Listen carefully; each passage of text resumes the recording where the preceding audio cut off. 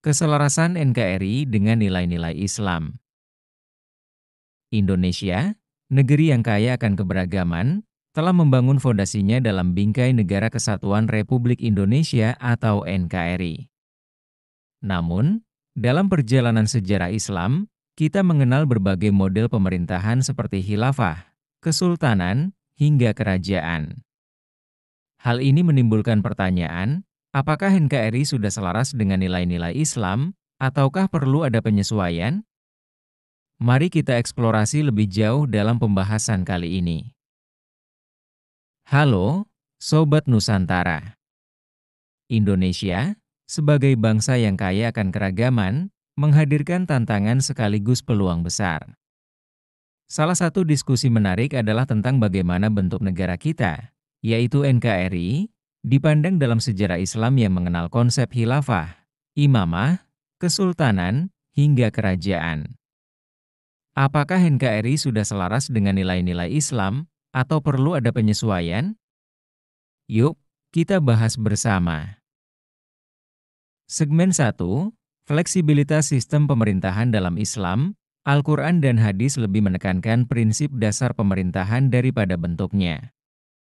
Beberapa prinsip itu antara lain, keadilan, Quran Surat An-Nisa 58, musyawarah, Quran Surat Asy-Syura 38, kepemimpinan yang amanah, Quran Surat Al-Baqarah 247.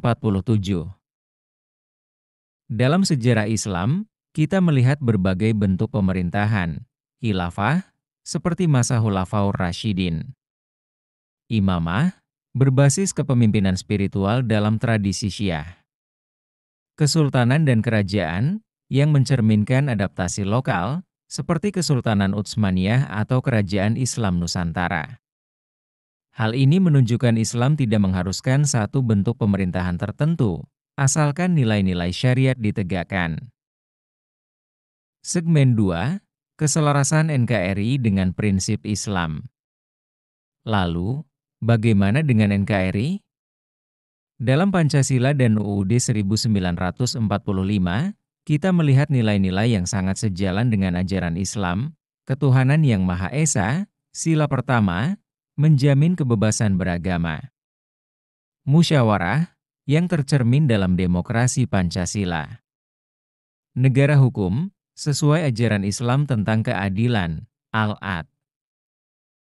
Bahkan, sejarah membuktikan, banyak kesultanan Islam seperti Aceh, Demak, dan Mataram yang mendukung perjuangan kemerdekaan Indonesia. Ini menegaskan bahwa konsep NKRI dapat bersanding harmonis dengan nilai-nilai Islam. Segmen 3, relevansi penyesuaian dengan sejarah Islam. Apakah NKRI perlu diubah agar lebih sejalan dengan sejarah Islam? Tidak perlu mengubah bentuk formal negara, tetapi kita bisa memperkuat substansi nilai Islam, seperti keadilan sosial, misalnya dalam pengentasan kemiskinan. Perlindungan hak asasi manusia, dengan tetap menghormati keberagaman. Peningkatan akhlak pemimpin dan masyarakat, agar nilai Islami tercermin dalam tindakan nyata. Segmen 4, tantangan perubahan bentuk negara mengubah bentuk NKRI menjadi khilafah atau bentuk lain dapat memunculkan tantangan besar. 1. Keberagaman Indonesia, sebagai negara multikultural dan multiagama, tidak semua kelompok bisa menerima sistem tersebut. 2. Kesepakatan konstitusional, yang telah menjadi fondasi stabilitas bangsa, bisa terganggu. 3. Sejarah lokal, yang menunjukkan bahwa kesultanan dan masyarakat non-muslim di Nusantara mampu hidup berdampingan. Kesimpulannya, NKRI dengan Pancasila dan UUD 1945 sudah sangat sejalan dengan nilai-nilai Islam. Penyesuaian yang diperlukan bukan pada bentuk negara, melainkan penguatan nilai-nilai Islam dalam kebijakan dan kehidupan sehari-hari. Dengan cara ini, kita bisa membangun Indonesia yang inklusif, adil, dan harmonis.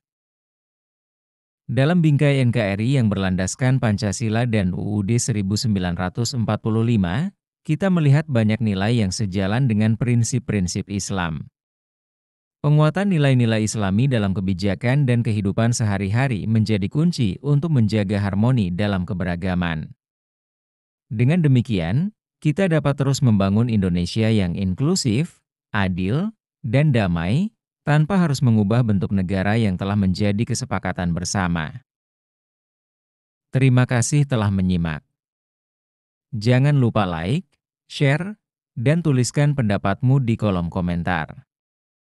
Sampai jumpa di video pembahasan moderasi beragama berikutnya.